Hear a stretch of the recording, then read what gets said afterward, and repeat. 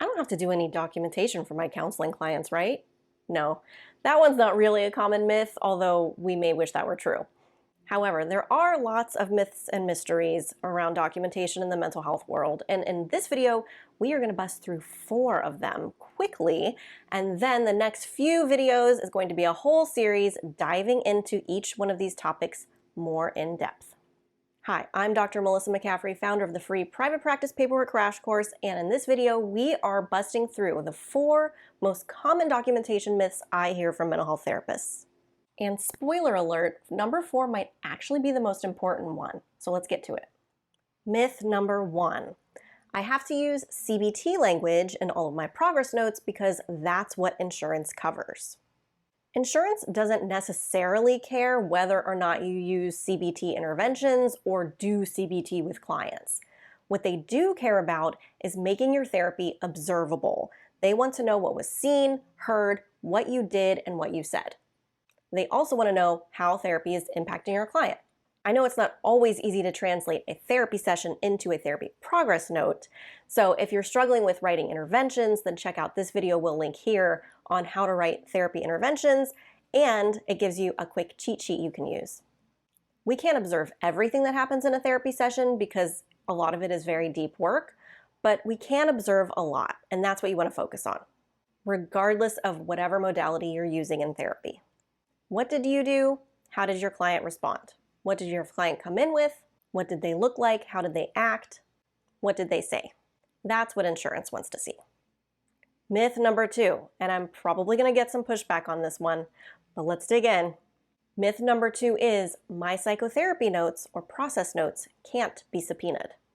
Psychotherapy notes are more commonly called process notes, and those are the private notes that a therapist writes for themselves about clients. And yes, in short, those can be subpoenaed too. It was literally a question on my licensing exam. Now, is it common? No. But is it possible? Yes. My goal here is never to scare you though, okay? So have no fear. We are going to have a whole video on this topic coming up soon.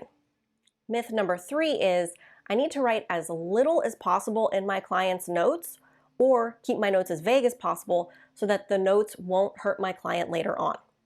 Guess what? No matter what you write or don't write in a client's progress notes, you have no way of knowing what will or won't help them later on. It is impossible to know. We don't have a crystal ball. And regardless of whatever you write or don't write in your client's progress notes, if an attorney is really good, because I know this is the scenario that most people are thinking when they are thinking of this myth, if an attorney is really good, they'll be able to flip around whatever words to make it work for their case. Now, this is absolutely one of my favorite things to discuss around documentation, so that video is going to be a good one. Stay tuned. Myth number 4. Okay, remember how I said this is probably the most important one? Myth number 4 is, if my documentation is easy, it must not be good enough. I have worked with so many therapists where we move them from spending 30 minutes on a progress note to spending like 6 minutes on a progress note. And you know what the most common response is after that happens? No, it's not, this is amazing. Thank you, Maelisa. No, it is, are you sure this is good enough? This feels too easy. If you are not used to your documentation feeling easy, then when that happens, it's actually going to feel really uncomfortable. However, that obviously does not mean that your documentation has to be difficult. That's exactly the point of this channel.